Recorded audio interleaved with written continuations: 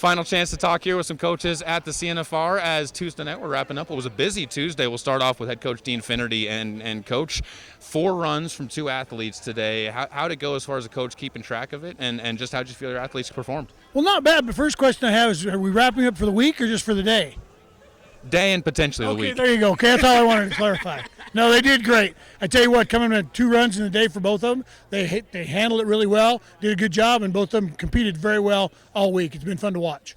We'll talk a little bit about Cassidy here. Her first run, man, a little bit of a heartbreaker there. 9.9, had a chance to be a lot quicker, though, when she was there. What did you see on that run? I think she just got in a little bit of a hurry, got in a speed jam right in the middle of her run, but everything else was great. Her horse worked great. She was focused. Everything else was good. She just got in a little bit too big of a hurry.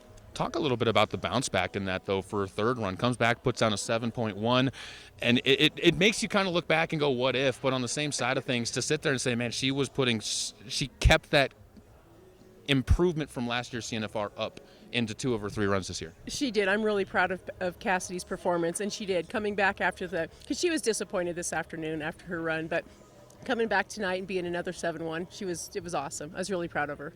Corey kind of had a similar type of situation happen.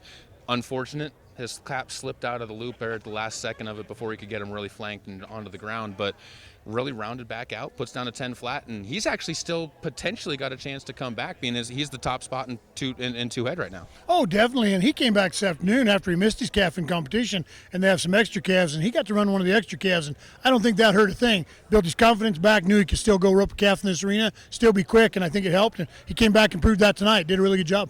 Going back to what you were just saying there at the beginning, we're wrapping up Tuesday night, but how much of the waiting game do you enjoy as a coach when it's kind of you have an athlete that's sitting there that has potential? Is that kind of a fun little experience as a coach, or is it more nerve-wracking? No, I think it's great because, I mean, you've always got that potential to do better, so it's fun to see them there. Even if they come in the last hole, they can still win the round and come back and maybe not win a championship, but have some really good accomplishments in their college career. It's cool as hell.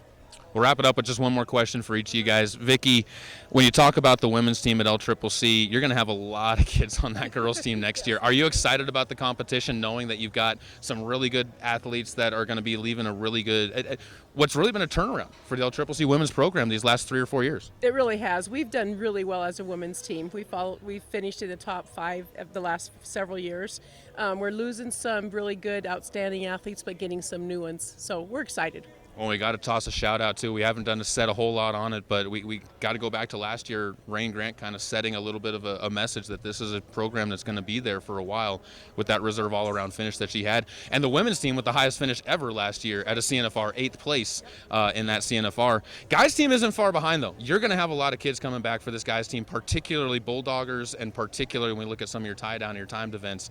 How excited are you about next year's guys team? Because there's some youth coming back on the women's side. There's some veterans coming back on the guys' side. Oh, yeah, we've got it both ways. I mean, we've got some good young kids coming in. We've got some veterans coming back. We've got some kids coming back that got hurt last year and didn't get to compete. So it's going to be fun to watch them and see where they go. But on another note, we want to thank you very much for all you've done for our program in the time we've been here. And we're going to miss you a lot. So we wish you all the best. Hope we get to stay in touch, but we will miss you a lot, just so you know.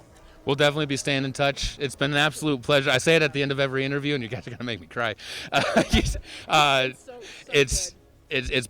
truly has been a pleasure covering this rodeo team. Your athletes are some of the best kids I've ever met, and some of the best kids I've ever gotten to cover.